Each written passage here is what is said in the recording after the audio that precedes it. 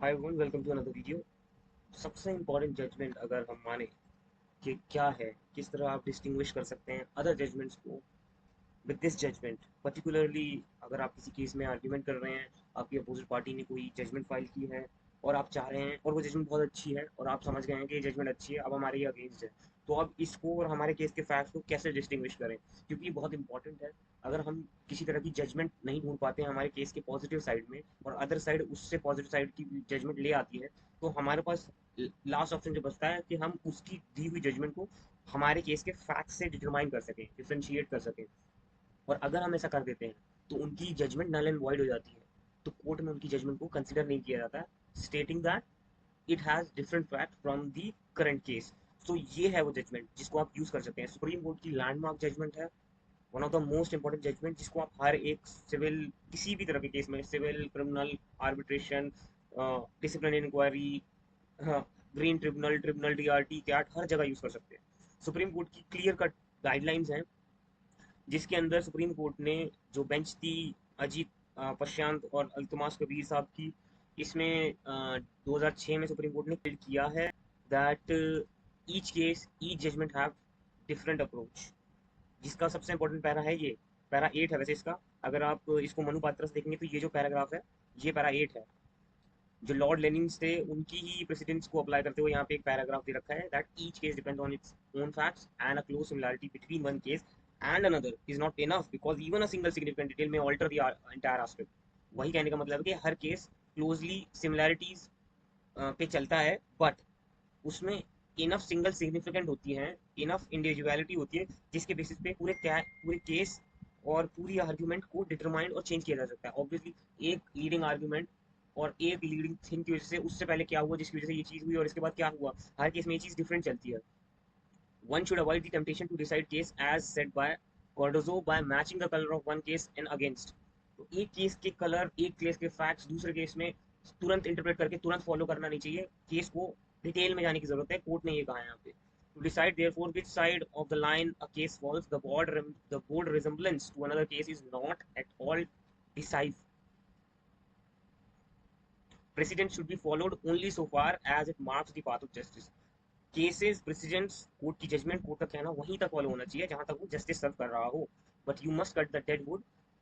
वही, ये एक कहावतें हैं, मुहावरे हैं अंग्रेजी के, you must cut the dead would and trim of the sides of the branches else you will find yourself lost in the thickets and branches. कहने का मतलब ये है, कवि यहाँ ये दर्शाना चाह रहे हैं कि जिस तरह से जंगल और एक पेड़ की मुरझाई हुई टहनियों को छाटने की जरूरत होती है वरना आप उन्हीं में फंस के रह जाएंगे, उसी तरह से हमें एक केस की प्रेसिडेंट्स, एक केस की जजमेंट्स को उसके फैक्ट से अलग डिटरमाइन करके उस केस में किस लीडिंग थिंग की वजह से इस तरह से कोर्ट ने कहा, क्या कहा, उसके हिसाब से हर एक जजमेंट को देखना चाहिए।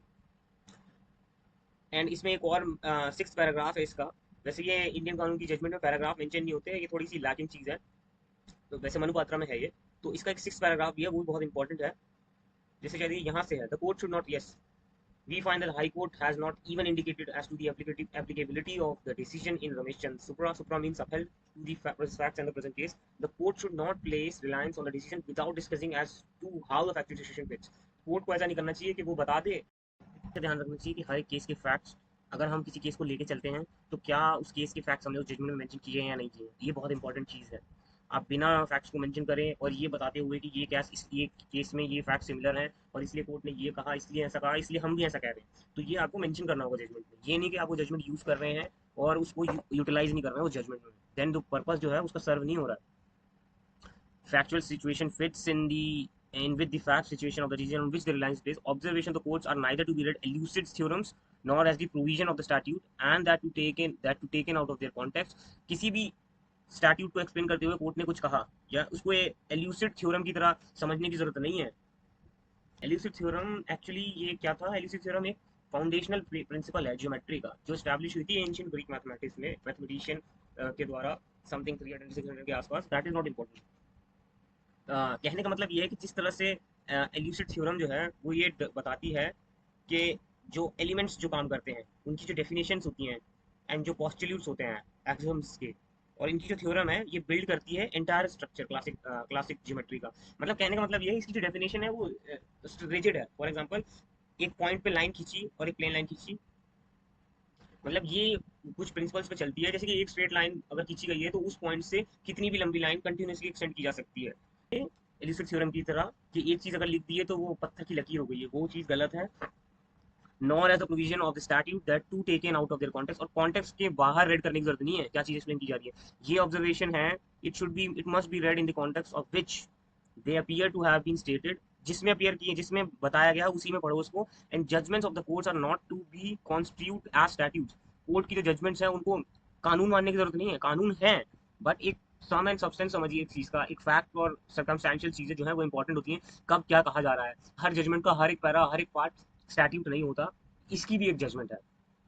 So to interpret words, phrases, and provisions of statute, it may become necessary for judges to embark into the lengthy discussions, but the decision is meant to explain and not to define. Judges interpret statute; they do not interpret judgments. They interpret word of statute. The words are not to be interpreted as statute. ये भी बताया गया, किसमें judgement में बताया गया है, London graving docks Horton की जजमेंट है, इसमें ऑब्जर्व किया गया है, the matter cannot of course be settled merely by treating the ipsissima verba of Willes J as though they were part of an act of parliament and applying the rule of interpretation appropriate thereto. This is not to detract from the great weight to be given to the language actually used to be most distinguished judge.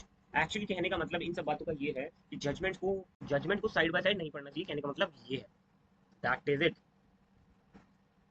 तो यही explain किया जा रहा है इस judgement में। तो ये जजमेंट इंपॉर्टेंट है इस पॉइंट ऑफ व्यू से कि डिफरेंट केसेस में किस तरह की अप्रोच रखनी चाहिए and how it should be done. Case में बेसिकली एक्चुअली हुआ क्या था वो भी समझ लीजिए।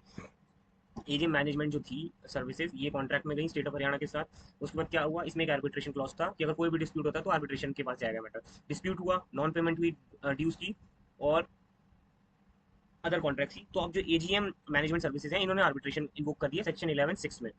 अब स्टेट ऑफ हरियाणा की आर्गुमेंट क्या थी, उन्होंने बोला कि जो इनका क्लेम है वो वैलिड नहीं है, वैलिड आर्बिट्रेशन एग्रीमेंट नहीं है, और उन्होंने कहा कि डिस्प्यूट जो है वो आर्बिट्रेबल भी नहीं है। अब इसमें की इशू ये था, कोर्ट ने बताया कि कैन द चीफ जस्टिस और his designated appoint an arbitrator under 11(6) when existence of an arbitration agreement is disputed. अगर एग्रीमेंट आर्बिट्रेशन एग्रीमेंट ही डिस्प्यूट में है तो क्या सेक्शन 11(6) में चीफ जस्टिस या उसकी डेजिग्नेटेड जजेस क्या अपॉइंट कर सकते हैं आर्बिट्रेटर।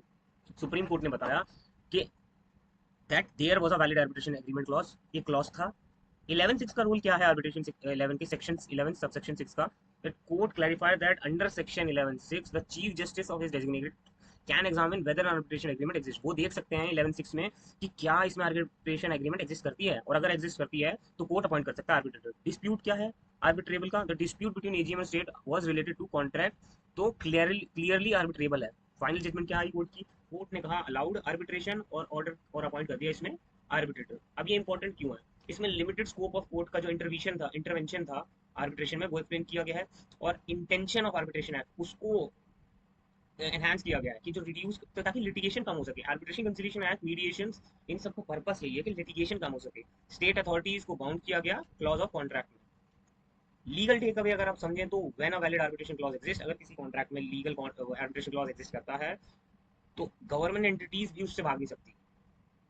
2015 के बाद चीजें चेंज हुआ, आर्बिट्रेशन कंसिलिएशन एक्ट में की काफी जजमेंट है, टीआरएफ है, न्यूटन है, अभी मैंने न्यूटन ही पे जजमेंट बनाई है, टीआरएफ है, बहुत सारी जजमेंट्स हैं, इनमें एक्सप्लेन की गई है डिफरेंट डिफरेंट चीजें, अप्रोच क्या होगी, क्या जो आदमी पहले ही अपॉइंट नहीं किया जा सकता, पहले ही अनेबल है टू अपॉइंट एज आर्बिट्रेटर, क्या वो किसी को सजेस्ट कर सकता है टू बिकम एन आर्बिट्रेटर, क्या हम अपना ही आदमी आर्बिट्रेटर के लिए अपॉइंट कर सकते हैं, क्या दोनों कंपनीज अगर चाहें, दोनों एग्रीमेंट पार्टीज अगर चाहें कि हम आर्बिट्रेशन क्लॉज ऐड कर लें और अपना थर्ड पर्सन अपॉइंट कर लेंगे, क्या 3 पैनल का गवर्नमेंट में जो आर्बिट्रेटर्स होते हैं उनको उनका पैनल बनाया जा सकता है। तो इन सब इश्यूज को ही डील किया है अलग अलग जजमेंट्स में। तो सुप्रीम कोर्ट का कहना है कि अगर कोई इंसान पहले ही डिफरेंशिएट हो चुका है, पहले ही अनेबल है to perform as an arbitrator, then he can not appoint anyone to be an arbitrator. That's it. There are some way different judgments. So we'll focus on those as well in some other video. So till then, thank you so much.